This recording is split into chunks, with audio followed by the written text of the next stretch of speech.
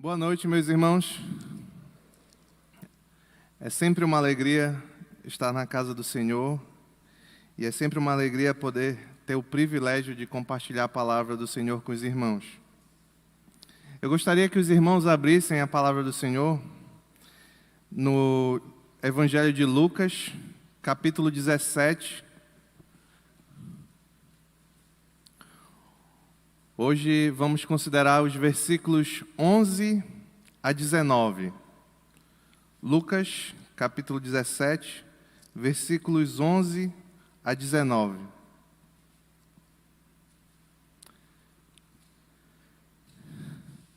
Segure aí o nosso texto, vamos conversar um pouco. Nós temos um grande problema. Muitas vezes nós valorizamos e damos grande honra a coisas que realmente não importam. O que é mais importante? A coisas que realmente não importam. Temos dificuldade em valorizar o que de fato é importante. Na maioria das vezes, nós, homens e mulheres, valorizamos aquilo que podemos pegar, valorizamos aquilo que podemos sentir, e muitas vezes, em razão disso, desvalorizamos coisas que são muito mais preciosas.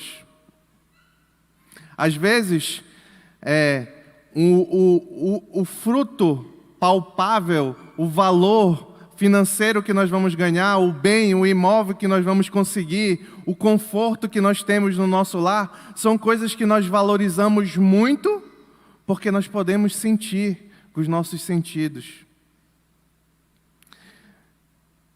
Às vezes, em razão disso, a gente pode até ter essa atitude aqui na igreja.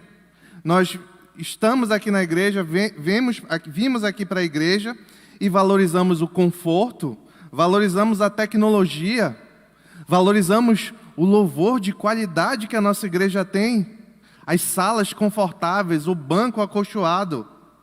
Mas será que é isso que é o mais importante?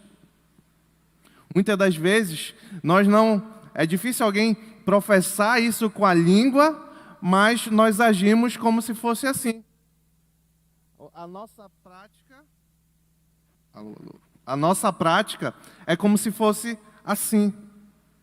Mas hoje eu queria que nós nos voltássemos às Escrituras Sagradas e que nós verificássemos que diferença faz quando nós reconhecemos aquilo que é mais importante, aquilo que tem maior valor.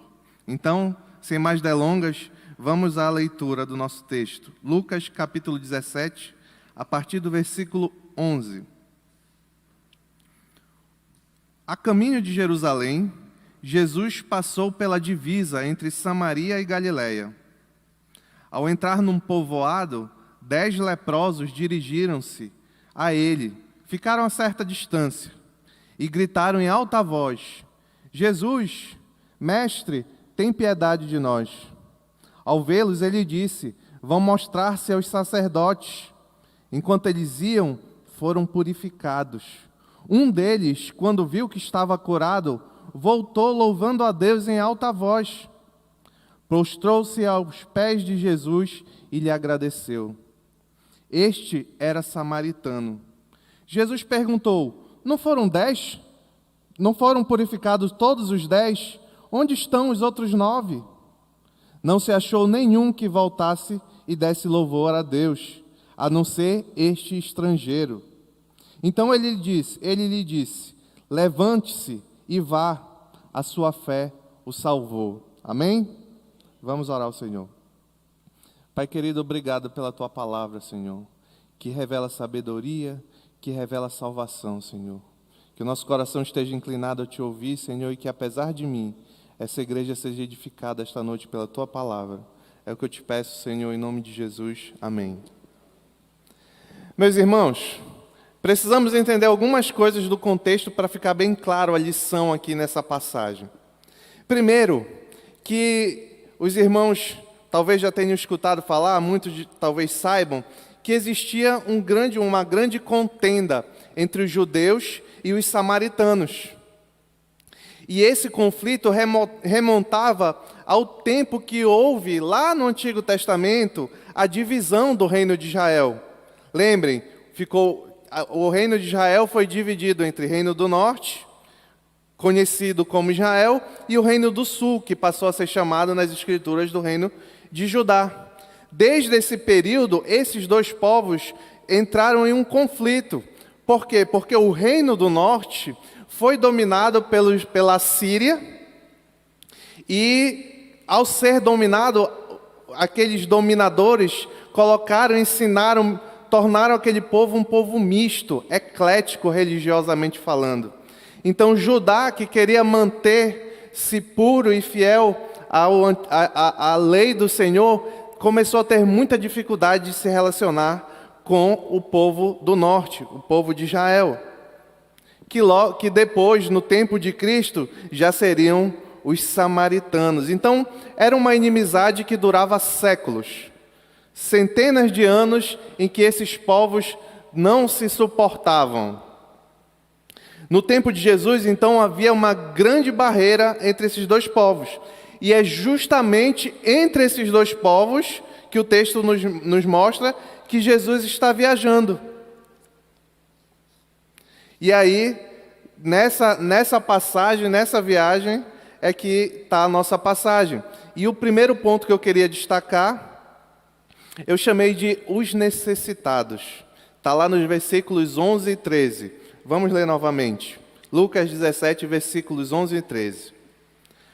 A caminho de Jerusalém, Jesus passou pela divisa entre Samaria e Galiléia. Ao entrar no povoado, 10 leprosos dirigiram-se a ele. Ficaram a certa distância e gritaram em alta voz: Jesus, mestre, tem piedade de nós. Nosso texto começa aí no versículo 11, revelando que Jesus estava viajando em direção a Jerusalém. Assim, geograficamente, a Samaria estava entre Samaria e Galiléia, que tinha à direita a Samaria, que era a terra dos samaritanos, e à esquerda a Galiléia. Neste caminho, eu queria que os irmãos dessa noite imaginassem comigo essa cena. Jesus viajando. E nesse caminho, Jesus e os discípulos encontram 10 homens que tinham um sofrimento, uma necessidade em comum. Apesar de que entre esses 10 homens, um era samaritano e 9 eram judeus. Mas eles tinham algo em comum, um sofrimento. Eles eram leprosos. A lepra, meus irmãos, naquele contexto, não era somente a hanseníase, como nós conhecemos hoje em dia. A lepra naquele contexto era qualquer doença de pele que tivesse um caráter repulsivo. Se você for na sua Bíblia, depois ler lá, se eu não me engano, Levíticos, capítulo 14, você vai ver que tem grandes regras de como se constatar que alguém estava com lepra, se a doença se expandisse, se ficasse com uma imagem repulsiva e tudo mais. Então, tinha várias regras para que o sacerdote dos judeus do templo reconhecesse que uma pessoa estava com lepra. Então, lepra em si não era somente hanseníase, mas era qualquer doença que tivesse um caráter repulsivo na pele e que fosse se expandido no corpo da pessoa. Então, esses homens, eles eram leprosos. Eles tinham alguma doença de pele que tornava eles repulsivos aos olhos, que era contagioso, que tinha a impressão de que contaminava e se expandia no corpo deles. E justamente por isso, naquele tempo, era a lei dos judeus que aqueles homens deviam viver afastados da sociedade. Foi o Senhor que determinou isso, lá em Levíticos, como acabei de dizer. Muitos, então, eram obrigados a não ficar próximos das cidades, dos povoados, e viviam afastados. Moravam em cavernas, em descampados, eram considerados impuros, não podiam circular com todos. Como impuros, tinham obrigação, segundo a lei, de conservar certa distância das pessoas. Ele não podia se aproximar das pessoas. E isso está lá, em Levítico, capítulo 13, versículos 45 e 46, diz assim: Quem ficar leproso, apresentando qualquer desses sintomas, ele já narrou. Então não era o capítulo 13, não era o 14, era o 13. Quem ficar leproso apresentando qualquer desses sintomas, usará roupas rasgadas, andará descabelado, cobrirá a parte inferior do rosto e gritará: impuro, impuro, impuro.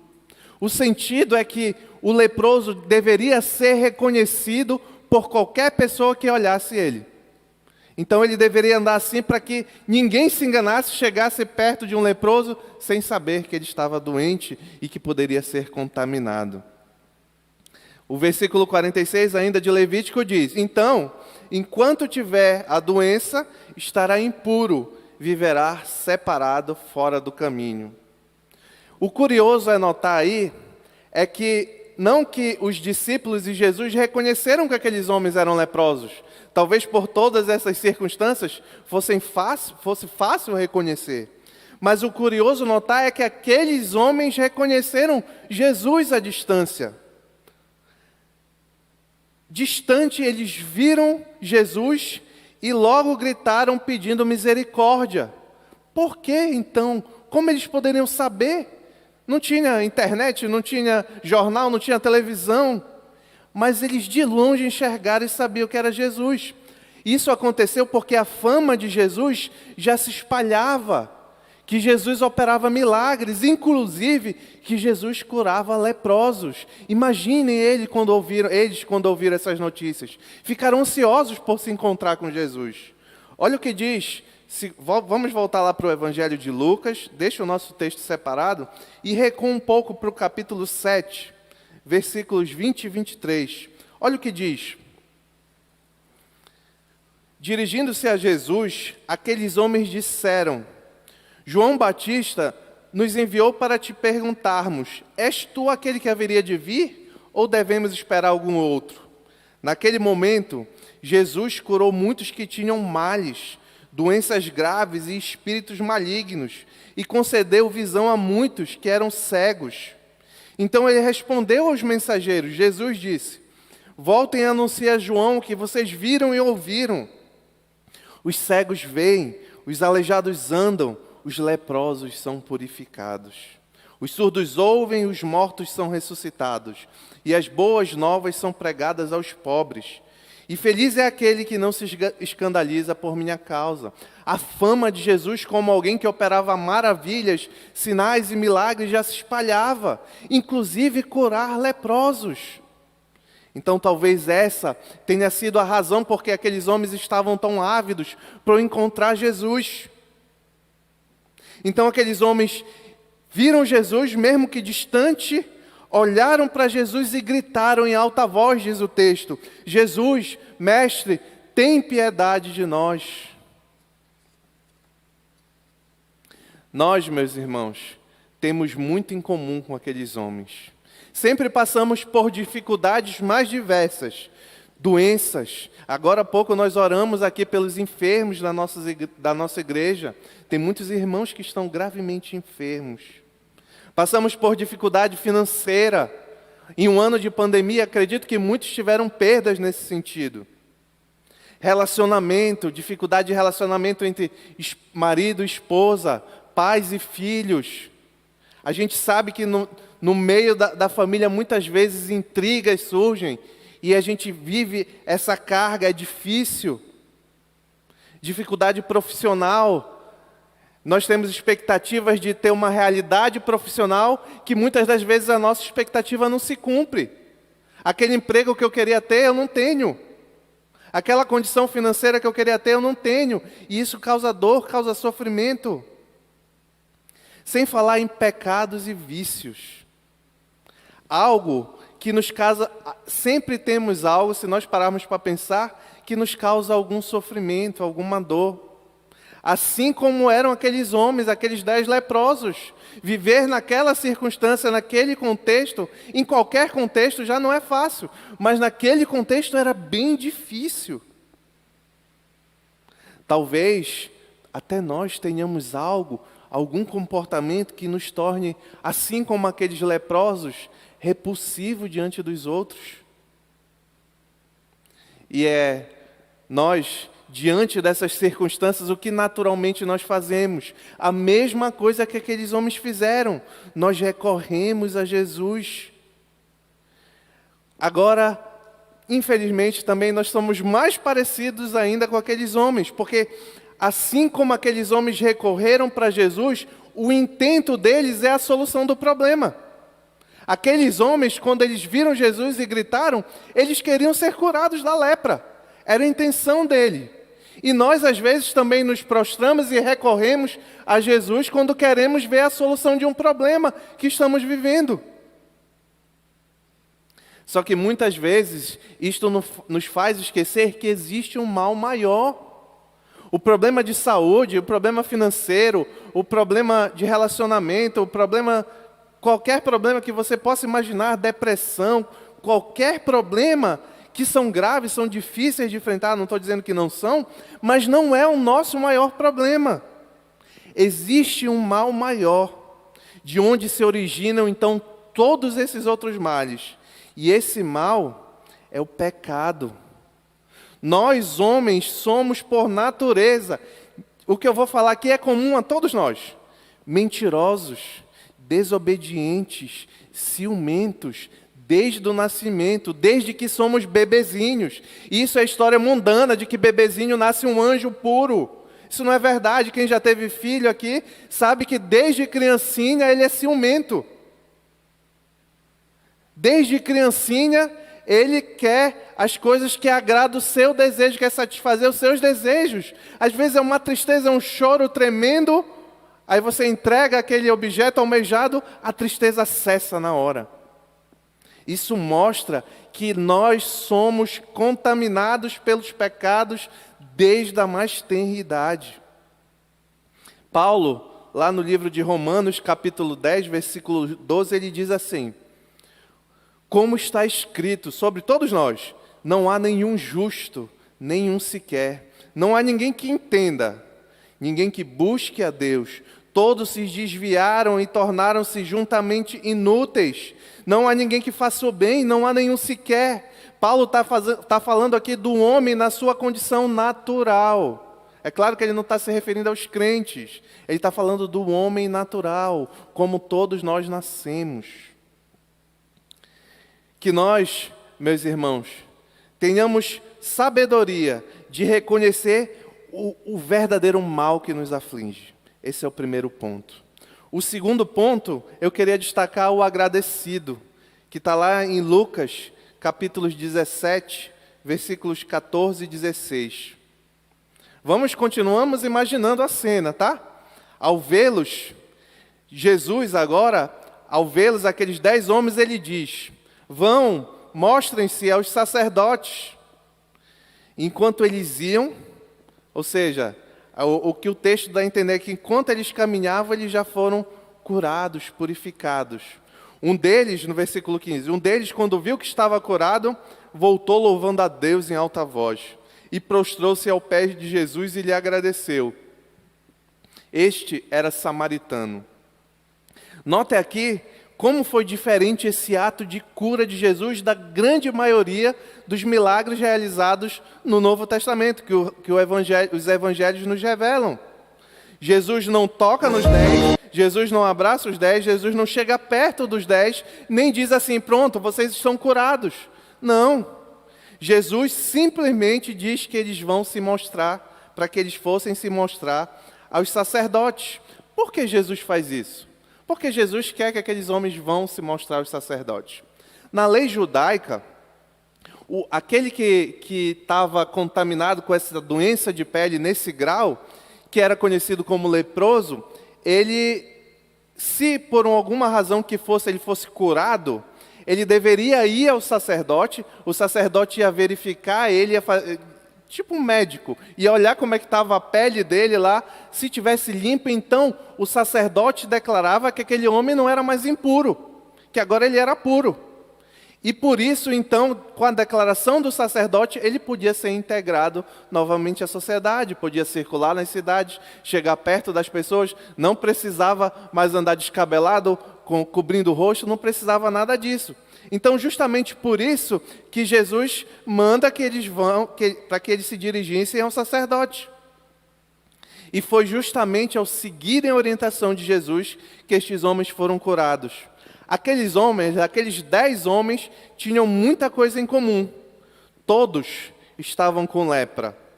Todos estavam decididos a fazer algo a respeito. Buscaram Jesus. Todos tinham ouvido sobre Jesus e criam que ele poderia curá-los. Todos apelam para Jesus. Todos, em obediência à ordem de Jesus, seguem rumo aos sacerdotes. Todos são curados. Porém, no verso 15 e 16, termina a semelhança. Apenas o samaritano volta louvando a Jesus, agradecendo e se prostrando diante deles. A gente pode presumir, pela velocidade da narrativa, que eles nem haviam chegado ainda ao sacerdote, e aquele homem já quis voltar e se prostrar diante de Jesus. Possivelmente ele tenha clamado aos 10 homens: vamos lá, nós já estamos curados, vamos agradecer. Nada impede que daqui a pouco nós voltemos a ir lá com o sacerdote. Porém, o samaritano foi diferente.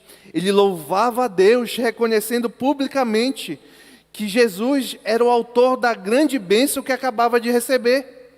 Este homem reconheceu que Jesus representava o próprio Deus e que operava por meio dele. É importante notar, meus irmãos, que o grato era justamente o samaritano. Ou seja, justamente ao que pertence à raça odiada pelos judeus. Que povo pertencia a Jesus? Aos judeus, aquele que tinha menos razões para voltar e se prostrar diante de um judeu, foi justamente aquele que voltou e fez isso.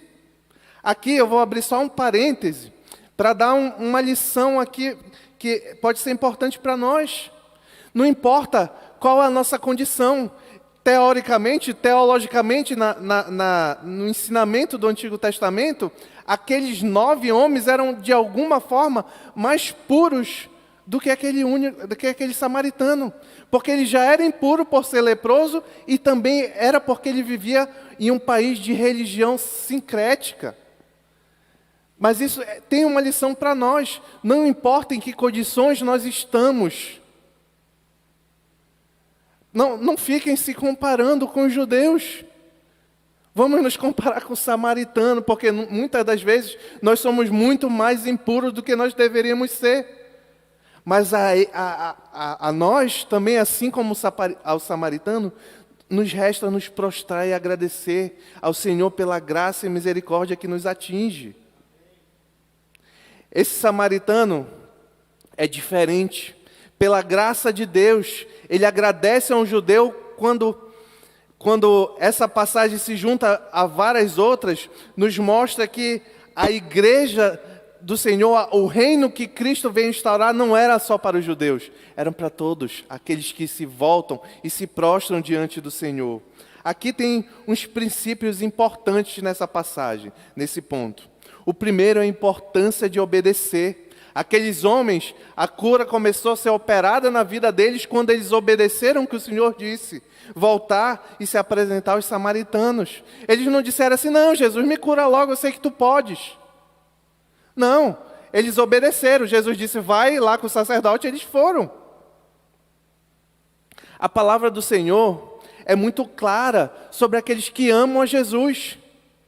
O amor ao Senhor não é o amor que a gente muitas vezes imagina, que é o amor, o pastor Raik sempre diz aqui, que é um amor que você tem que chorar, e nada disso que eu vou falar é ruim, tá? Mas não é que expressa exatamente o amor, que você tem que chorar, se derramar, mostrar sua emoção, seu sentimento. Isso é bom quando você faz isso verdadeiramente, mas o amor do Senhor ao Senhor se mostra quando nós obedecemos os mandamentos dele. Olha o que diz Jesus, lá no Evangelho de João 14, 21. Quem tem os meus mandamentos e lhes obedece, esse é o que me ama. Aquele que me ama será amado por meu Pai, e eu também me revelarei a ele, o amarei e me revelarei a ele.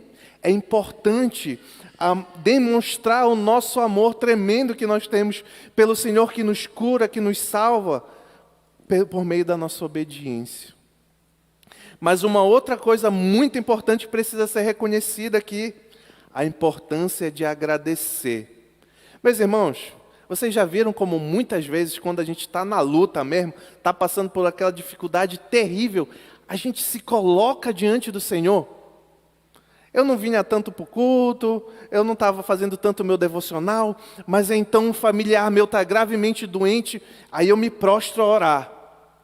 Eu me prostro a ler a palavra. Porque eu estou precisando, agora eu estou precisando. Cuidado, meus irmãos. A gratidão, a dedicação ao Senhor tem que ser algo contínuo. Paulo diz que nós devemos ser zelosos todo o tempo.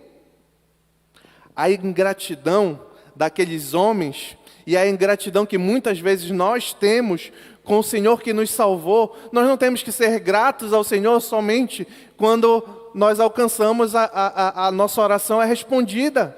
Nós temos que ser gratos ao Senhor sempre. Sabe por quê? A ingratidão é uma das origens do pecado, assim como o orgulho. É como se fosse um mal que origina todo o pecado. Onde é que está? Vou imitar o pastor Raik agora. Onde é que está escrito isso? Romanos, capítulo 1, versículo 23. Olha o que esse texto diz. Romanos, capítulo 1, versículo 20 a 23. Aqui, Paulo está falando sobre como a idolatria, o mal entrou no mundo. E ele diz assim: pois desde a criação do mundo, os atributos de Deus, seu eterno poder e sua natureza divina têm sido vistas claramente, sendo compreendido por meio das coisas criadas. Paulo está dizendo que desde a criação, todo homem, todo e qualquer homem que já nasceu, ele olha para a natureza, ele olha para o sol, para a lua, para o vento, para o mar, para as plantas, ele olha para o mundo criado por Deus e ele reconhece os atributos invisíveis de Deus, seu eterno poder, a natureza divina de todas essas coisas. O mundo organizado, o universo da forma que é fruto de um ser inteligente que criou todas as coisas, Deus. Por isso, então, os homens são indesculpáveis. Eles não podem dizer, não sabia que existia Deus. Aí, olha o que diz o versículo 21. Porque, então, tendo conhecido a Deus por meio dessas coisas, não o glorificaram e nem lhe renderam graças. Esse é o mal. O homem viu essas coisas e não agradeceu a Deus. Não deu glórias a Deus por isso. Mas os seus pensamentos, então, tornaram-se fúteis. O coração insensato deles obscureceu-se, dizendo-se sábio, tornaram-se loucos.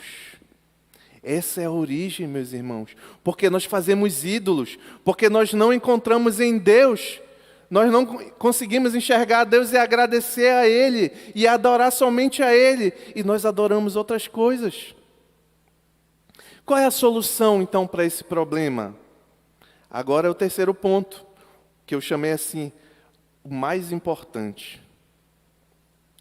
Volta lá para o nosso texto, Lucas 17, versículos 17 a 19. Jesus perguntou, não foram purificados todos os 10? Onde estão os outros 9? Não se achou nenhum que voltasse e desse louvor a Deus, a não ser este estrangeiro. Então ele lhe disse, levanta-se e vá, a sua fé o salvou. Provavelmente Jesus fica entristecido pelo fato de que somente um dos 10 purificados tenha voltado para dar o louvor devido a Deus. Isso deixava bem claro para Jesus a profunda cegueira espiritual do povo de Deus, dos judeus. Os judeus, como nação, foram, com certeza, sem sombra de dúvida, o povo mais abençoado, que receberam os maiores benefícios. Mas dentre aqueles 10 homens, quem recebeu o maior benefício foi o samaritano. Possivelmente, aqueles homens devem ter conversado. Possivelmente o samaritano tenha abandonado o grupo, tentando levar eles, como eu já disse. Possivelmente, eles viviam juntos. Aqueles que eram leprosos, que viviam nessas circunstâncias, eles se ajuntavam em pequenos grupos. Então, é quase certo que ele, como eu disse, tenha dito assim: bora, vamos lá. E Jesus pergunta: não se achou nenhum que voltasse e desse louvor, a não ser esse estrangeiro? Mostra sua preocupação com o fato do Pai Celestial não receber todo o louvor que é devido. Então acontece a coisa mais importante no versículo 19. Olha o que acontece, lá no versículo 19. Então ele lhe disse, Jesus diz a esse estrangeiro: levanta-se e vá, a sua fé o salvou. Jesus deu àquele único homem entre os 10 o que era mais importante: a salvação do pecado, do inferno, da ira de Deus. Todavia, todos haviam experimentado ajuda exterior. Todos haviam experimentado a bênção. Às vezes a gente não vem para a igreja, não, a gente ouve muito: não, eu vou porque eu quero ser abençoado, porque eu quero isso, porque eu quero aquilo. Todos experimentaram a bênção. Todos foram curados. Provavelmente viveram uma vida inteira depois daquilo, longe da lepra. Quem sabe constituíram famílias, enriqueceram. Mas somente aquele homem experimentou o mais importante. A palavra do Senhor diz: de que adianta ganhar o mundo inteiro e perder a sua alma? O texto, talvez o mais conhecido do Evangelho de João 3,16, que diz assim: porque Deus amou o mundo, que Deus tanto amou o mundo que deu seu Filho unigênito, para que todo o que nele crer não pereça, mas tenha a vida eterna. Mostra a importância da salvação em Cristo Jesus. Nota que esse texto ele gera duas consequências. Todo o que crer, esse será salvo, mas o que não crer será condenado. O que crer não vai perecer, o que não crer vai perecer.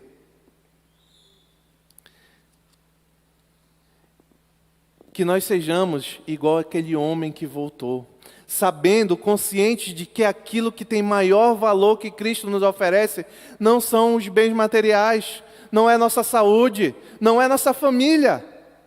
Todas essas coisas podem ser boas se usadas com sabedoria, mas a coisa mais importante que o cristão tem é a salvação em Cristo Jesus.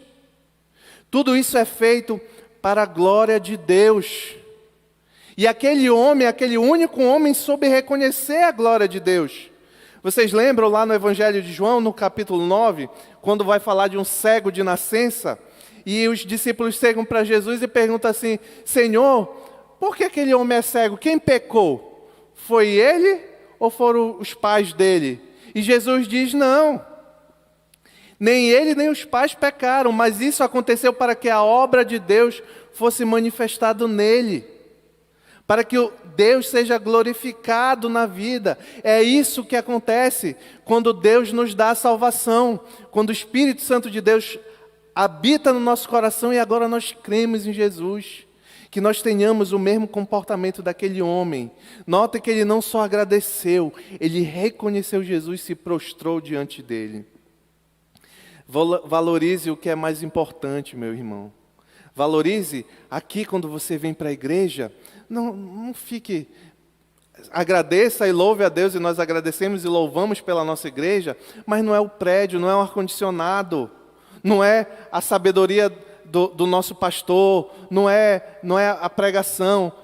Não são essas coisas que têm valor muito grande, mas não são essas coisas que são mais importantes.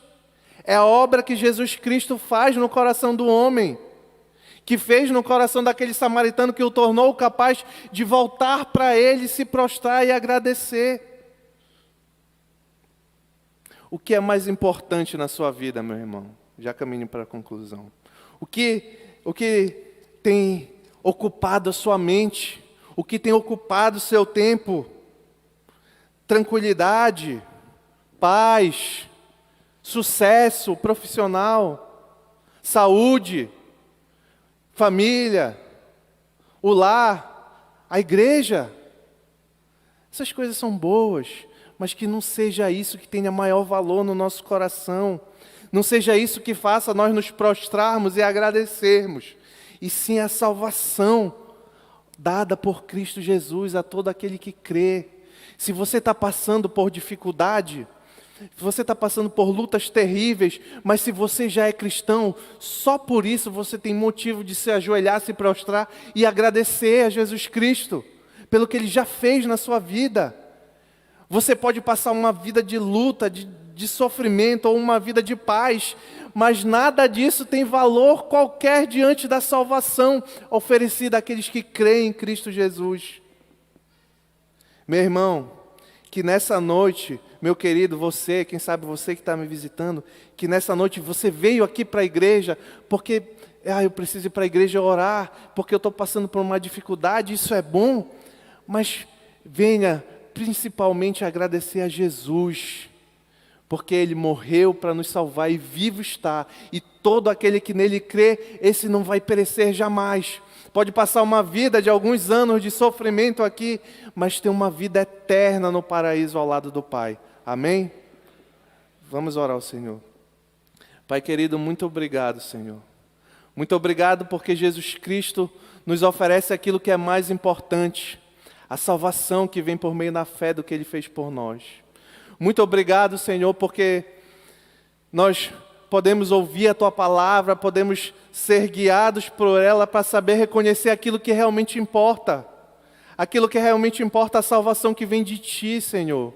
Ajuda que o nosso coração duro, pecaminoso, se renda a Ti humildemente, se prostre diante de Ti agradecendo pelo que Tu nos ofereces, Senhor. Se nós tivermos que passar uma vida de luta, de dificuldade, de sofrimento, ainda assim que nós saibamos que temos motivos infinitos para Te agradecer, só pelo fato de nos colocarmos diante de Ti e crermos em Ti verdadeiramente, Senhor. Nos transforma, Senhor. Nos faz cristãos verdadeiros, nos faz cristãos gratos a Ti, Senhor, pelo que Tu já fizeste por nós, Senhor. E que nós possamos sair como aqueles samaritanos, sabendo que a nossa fé nos salvou essa noite, Senhor. É o que eu Te peço, Senhor, com perdão dos nossos pecados, em nome de Jesus. Amém.